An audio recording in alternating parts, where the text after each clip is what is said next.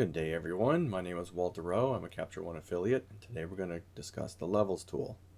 We're going to discuss the controls within the Level tool, we're going to discuss the preferences that control the auto adjustments in the Levels tool, and the pickers in the Levels tool.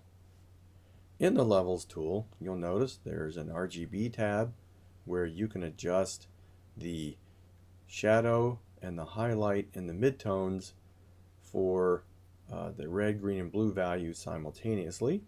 This maintains color fidelity.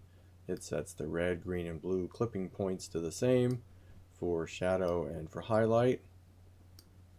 You also have individual tabs for each color channel where you can set the shadow and the highlight clipping point for each color channel individually.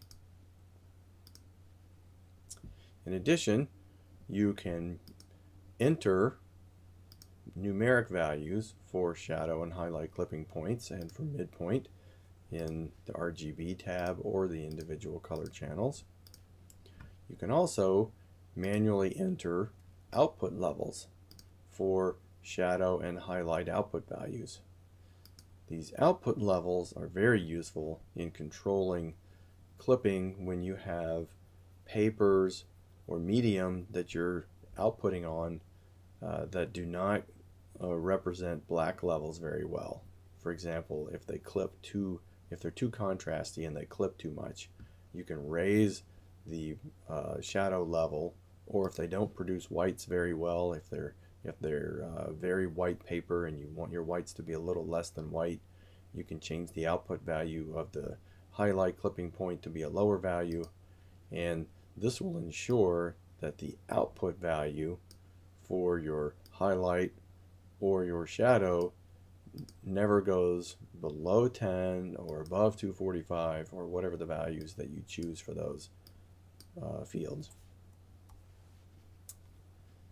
So those are some of the controls that are there in the Levels tool.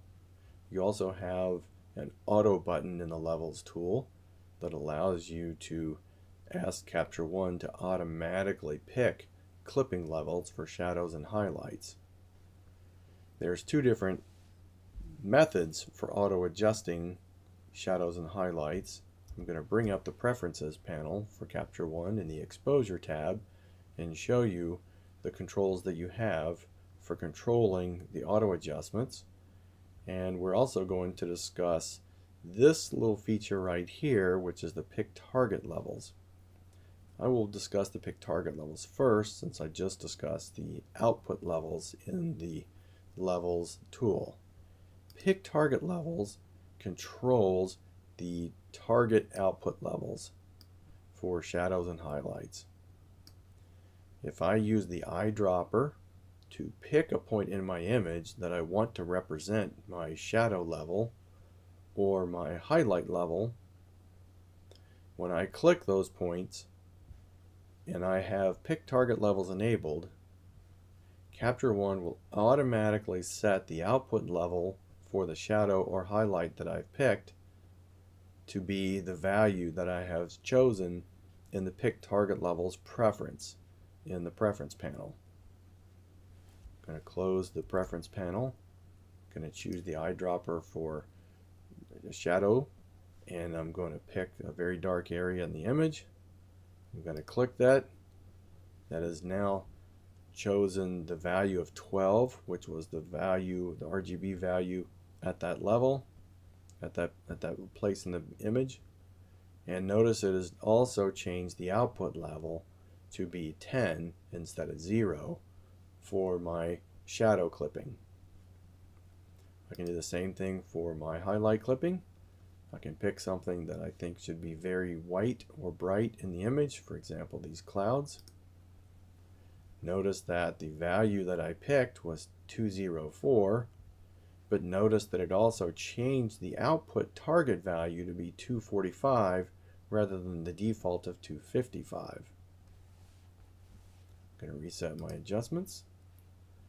So if you like to use droppers for picking shadow or highlight clipping points within your image, and you also want to control the output levels for shadows and highlights, using the pick target levels settings within the preference panel enables you to control both the input and the output levels in one pick for shadows and for highlights.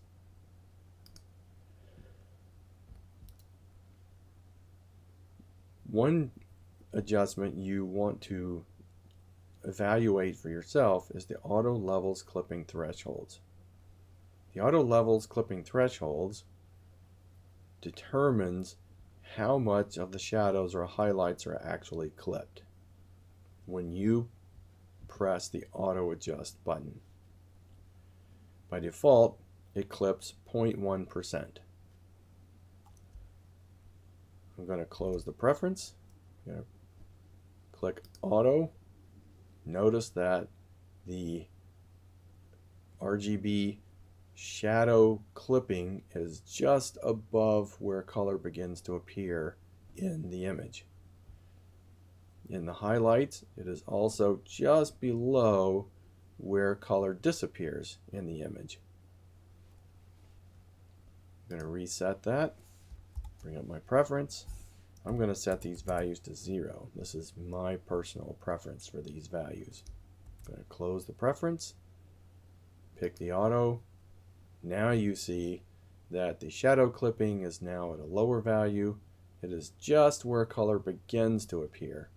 And clipping for highlights is just after where color disappears into white.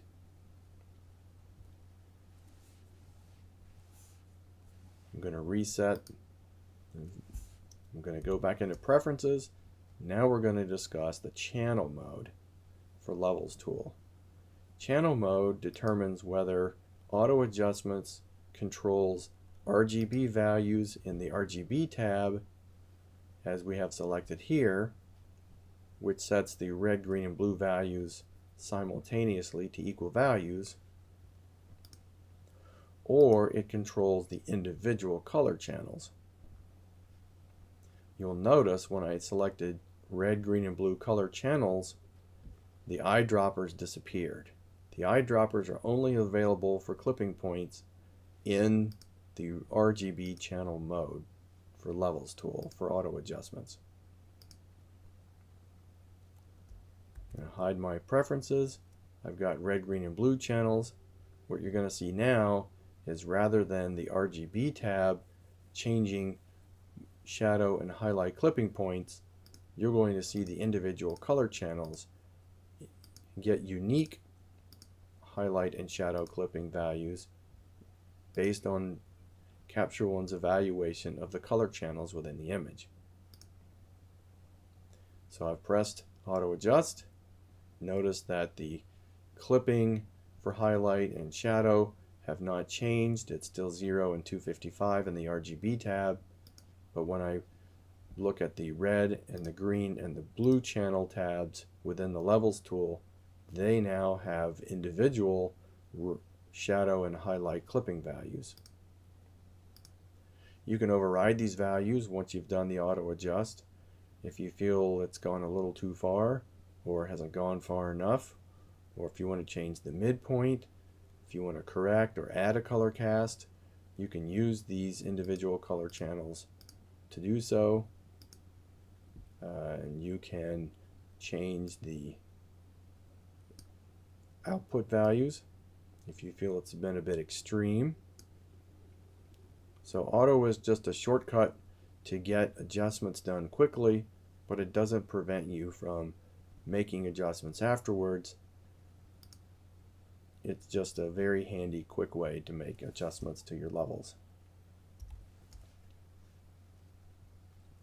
I hope this explains all of the capabilities of the levels tool and what the preferences in the preference panel do to control the behavior of the adjustments in the levels tool when you use the eyedroppers and when you use the auto adjust feature in the levels tool. If you've enjoyed this video, please leave some comments in the comment section. If you haven't enjoyed the video, I'd like to know that as well. If you have questions, please ask them. I'll do my best to answer them. And if you intend to make a purchase soon, I would greatly appreciate your using the link in my YouTube profile to go to the Phase 1 store and make your purchase. That will give me a nice small referral fee, and will tell Capture One owners, Phase 1, that you have enjoyed watching my videos. Thanks very much.